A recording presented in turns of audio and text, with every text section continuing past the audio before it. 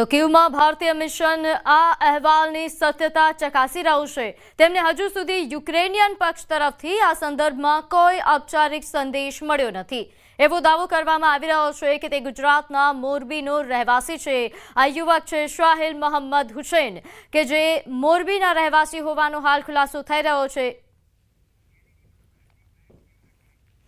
ત્યારે આ યુવકના ઘરેથી અમારા સંવાદદાતા હાર્દિક પહોંચ્યા છે। હાર્દિક પાસેથી વધુ વિગત મેળવીશું। હાર્દિક, જ્યાં આપ પહોંચ્યા છો આ યુવકના ઘરે, શું માહિતી પ્રાપ્ત થઈ રહી છે? આ યુવક વિશે કેવા પ્રકારની માહિતીઓ?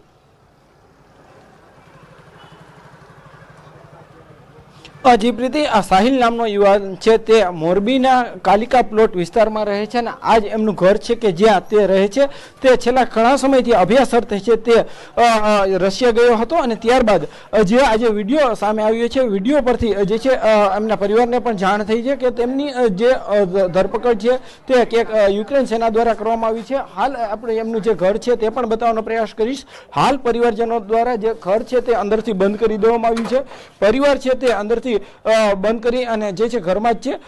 પરિવાર છે તે અત્યારે મીડિયા સમક્ષ કંઈ પણ બોલવાનો ઇનકાર કરી રહ્યો છે। તો બીજી તરફ આ જે વિસ્તાર છે કાલિકા પ્લોટ વિસ્તાર, અહીંયા સાહિલ રહે છે અને છેલ્લા ઘણા સમયથી તે છે રશિયા ગયો હતો। અહીંયા આપણી સાથે સ્થાનિક લોકો પણ આપણે એમની સાથે પણ વાત કરવાનો પ્રયાસ કરીશું।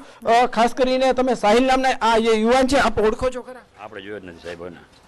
ચોક્કસથી આ એમનો પરિવાર છે, એમના આજુબાજુના લોકો છે તે કંઈક બોલવાનો ઇનકાર કરી રહ્યા છે, પરંતુ આપણે એમના પાડોશી પાસે પણ માહિતી મેળવવાનો પ્રયાસ કરીશું।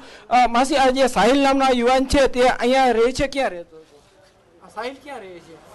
એ તો આમ જ રહેતા હતા। કેટલા સમયથી આ રહેતા હતા? એ તો અમને નથી ખબર, અમે આ લીધું ભાડે ઓલા હમણાં, એટલે અમને જાજી ન ખબર હોય।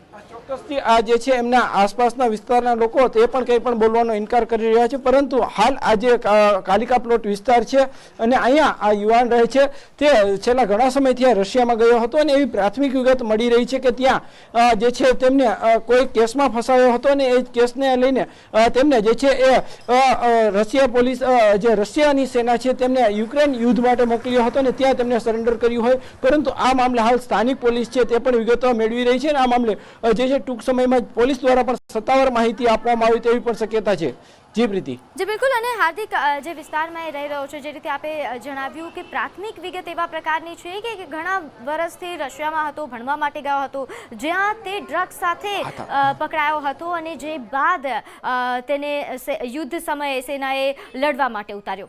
આ ઉપરાંતની કોઈ વિગત પ્રાપ્ત થઈ રહી છે સાહિલ અંગે? પરિવાર શા માટે મીડિયા સમક્ષ આવવા તૈયાર નથી, તેવી કોઈ વિગત?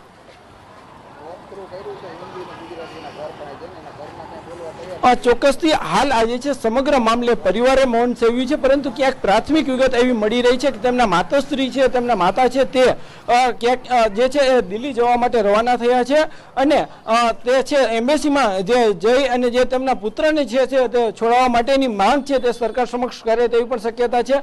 આજ તેમના અત્યારે શહેરી આ જ વિસ્તારમાં તે રહે છે, જો કે અત્યારે આજુબાજુના લોકો છે તે કંઈ પણ બોલવા માટે ઇનકાર કરી રહ્યા છે। લોકો પણ આસપાસના લોકો પણ ક્યાંક મીડિયાથી દૂર જે છે દૂરી બનાવી રહ્યા છે, પરંતુ હાલ આ સમગ્ર મામલે ટૂંક સમયમાં પોલીસ દ્વારા જે છે કોઈ માહિતી છે તે મેળવવામાં આવશે અને સત્તાવાર માહિતી છે તે જાહેર કરવામાં આવશે। પરંતુ સાહિલ છે તે અત્યારે જે પ્રાથમિક વિગત મળી રહી છે તે પ્રમાણે છેલ્લા ઘણા વર્ષથી તે જે છે એ રશિયા ગયો હતો અને ત્યાંથી જે છેલ્લા 4 કે 5 વર્ષ જેટલો સમય હતો કે ત્યારબાદ તે જે છે અહીંયા પરત નથી ફર્યો, પરંતુ હાલ જે છે તેમના પરિવારજનો પણ ક્યાંક ચિંતામાં છે અને તેમનો જે પુત્ર છે તેમને તાત્કાલિક યુક્રેન સેના છે તે છોડે તેવી જે છે એ સરકાર સમક્ષ પણ માંગ કરશે। જી આભાર માહિતી આપવા બદલ। તો હાલ જોઈતે સંવાદદાતાએ જણાવ્યું કે પરિવાર હાલ મીડિયા સમક્ષ આવવા તૈયાર નથી, પરંતુ પ્રાથમિક વિગત એવા પ્રકારની છે કે સાહિલના માતા એમ્બેસી તરફ જઈ રહ્યા છે અને તેઓ સરકાર પાસે માંગ કરવાના છે કે તેમના પુત્રને સહી સલામત ભારત પાછું લાવવામાં આવે।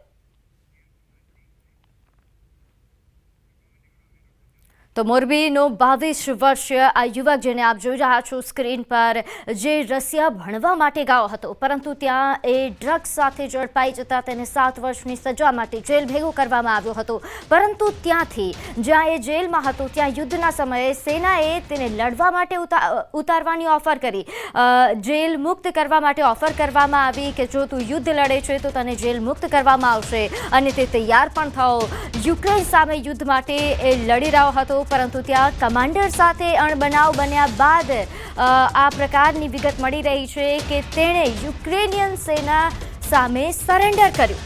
હાલ તે યુક્રેનની સેનાના કબજામાં છે તેવા પ્રકારની માહિતી છે.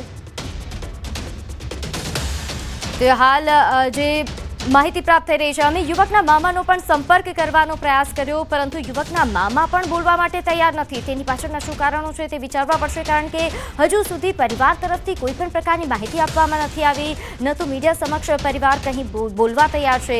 બીજી તરફ તંત્ર દ્વારા પણ તમામ પ્રકારની વિગત મેળવવામાં આવી રહી છે.